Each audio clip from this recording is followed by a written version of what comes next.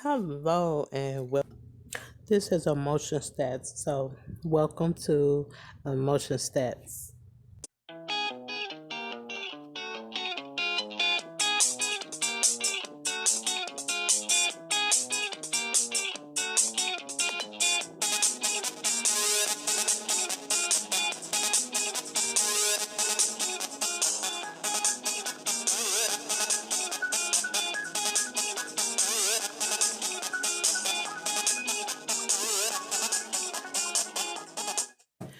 The topic for today is mental disorder gossip. Okay, so let me jump right into it. Now, the thing about mental disorders is that people who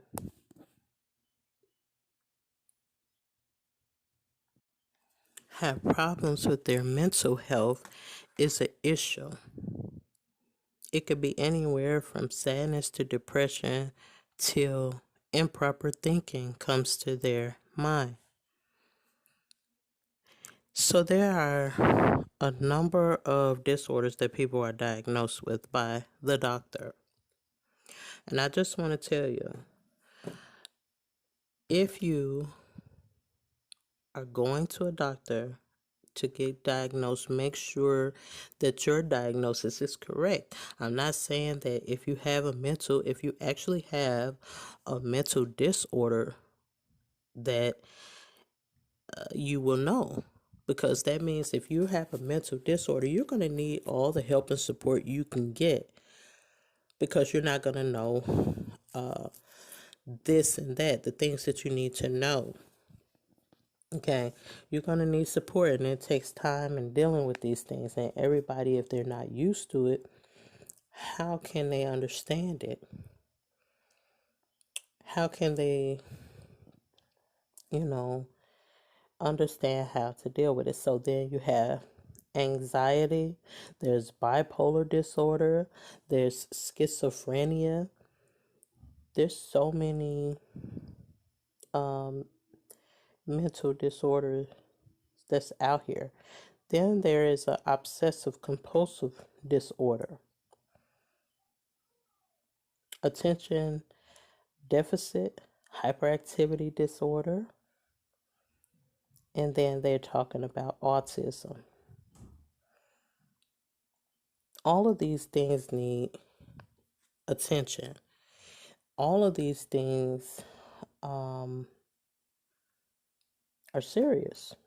So, when we're talking about a mental disorder, and is there really a cure?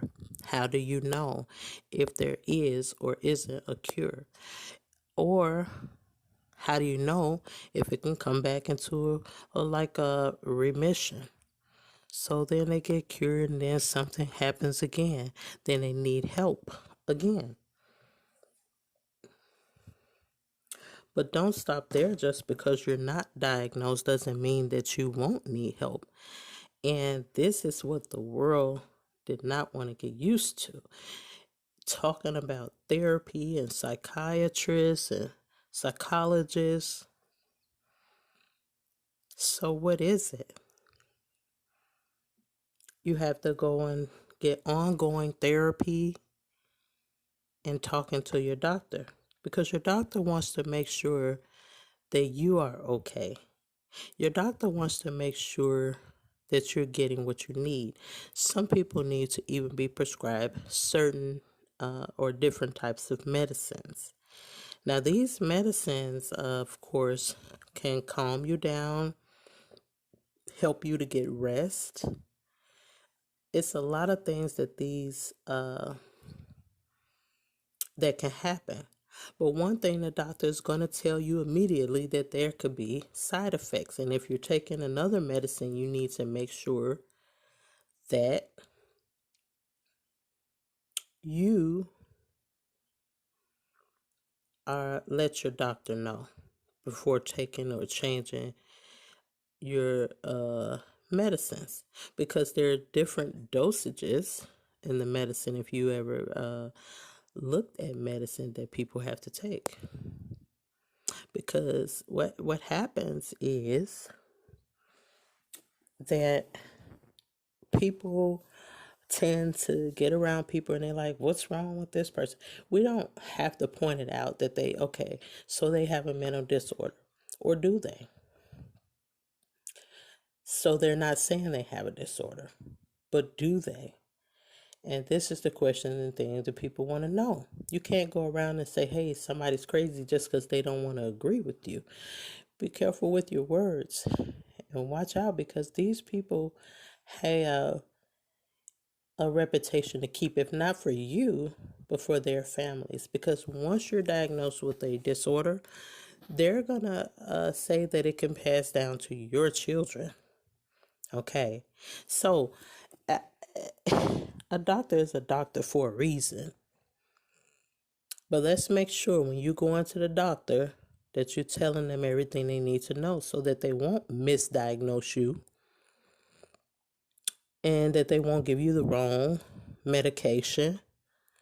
And for some people, they're going to need help in deciding what it is, because if they have a very serious mental disorder, how can they think for themselves? So that means they need the proper support to back them up and help them. Sometimes you're going to need somebody to talk to. In serious situations, it may take a certain kind of professional to help you. Okay. So, what are they saying that mental illness is? They're saying, like, I'm going to read what someone is saying here, because your definition and their definition of what mental illness is might not be the same. Okay. So we stop and think, because we realize that people think different ways, and so we don't want to try to change that or mix it up, because some people may look at you and view you as one way, but then you could be a whole nother way. So it's good for you to have the different results. If everybody's against you, that's okay. Don't worry about it. But let me tell you, they're saying that mental illness is nothing to be ashamed of. It is a medical problem, just like a heart disease or diabetes. So the only difference about mental disorder is that people will label you and think of you differently than they would if you had heart disease or diabetes. Because heart disease or diabetes, they're like, okay, that doesn't have to do with the brain, so I don't have to worry about it, because it's just something. And it's all internally, because the brain and the mind is internally too. So if you think about it, a mental illness can probably scare people. So if I was the doctor for that, I'd make sure I think about what kind of diagnosis that I'm giving people. And if they need, if I had to come up and deal with another disorder that won't be as serious as labeled as a mental illness, because people have issues and everybody doesn't have a mental illness. So if I was the doctor, I'd make sure I think about it before I label somebody as this or that, because what are they going to do? It's not so much that they're ashamed, they lose out on a whole lot of things, because I want to stop and think about how many mentally disabled or uh, mentally disabled persons or mentally ill people goes out and have big families. or families at all? Do they know that they can do that? Or what is it? So we're talking about mental disorder. It's also a mental illness. And it's saying that it's dealing with your health condition. Now, in a world, but when people are speaking the truth about you or when they're not, when it comes to mental disorder, how do you get there? So I want to go ahead and talk about what are they saying is the cause for mental illness. I want to see. I know that they do say that nearly 1 in 5 or 19% of U.S. adults experience some form of mental illness. 1 in 24, 4.1% has a serious mental illness. 1 in 12, 8.5% has a diagnosable substance use disorder. Now, also they let you know that mental illness is treatable. The vast majority of individuals with mental illness continue to function in their daily lives. Now, let's be honest. If someone's saying someone have a mental disorder, how can they work with you? Because the first thing people thinking, if you ever seen anybody or what they call a label as crazy, that's the same thing they're trying to label anyone with a mental disorder. How can you sit with them on the bus? How can you go to work with them? How can you take them seriously? Think about it before you truly label somebody for something if they're not. But if they are, be careful to make sure that it's real because they're going to need help. And this is the type of things that's out here on the street. And I want to get to talking about how is this getting started? What causes mental illness or mental disorders? Now I'm going to go to the bullet points here. The first thing they're saying here is that it comes from their genes and their family history.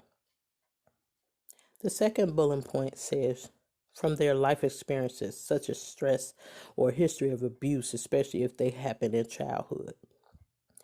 The third bullet point says that the biological factors such as chemical imbalances in the brain.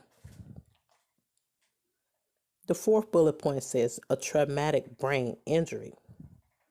And finally, number 5, a mother's exposure to viruses or toxic chemicals while pregnant.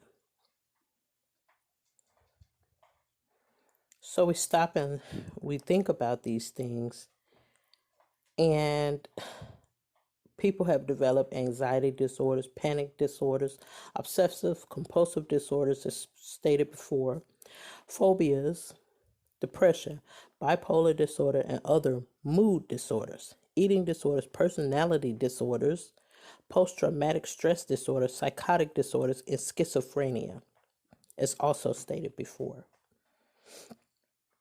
They're saying that it's no single cause for a mental illness. A number of factors can contribute to risk for mental illness, such as what I have stated about the genes and the family history, the life experiences, the biological factors such as the chemical imbalances of the brain, a traumatic brain injury, also the use of alcohol or recreational drugs, having a serious medical condition like cancer, having few friends, and feeling lonely or isolated.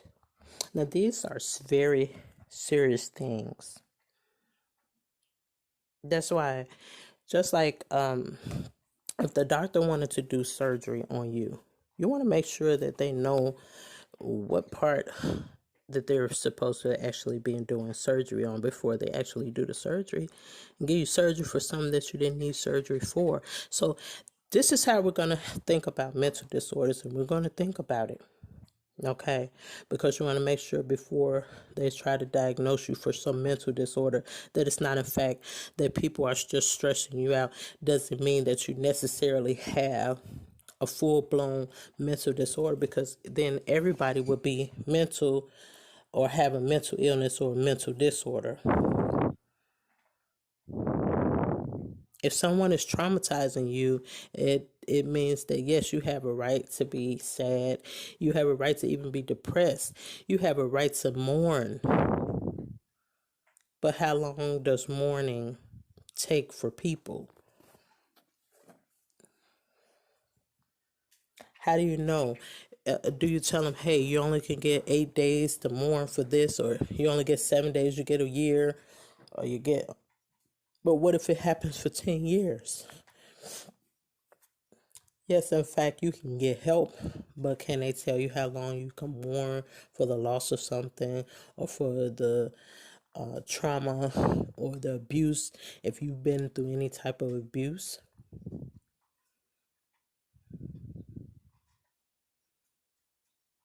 If I was a doctor, I'd think about it before I do it to a family. And that's that. And that's my gossip here about mental disorder.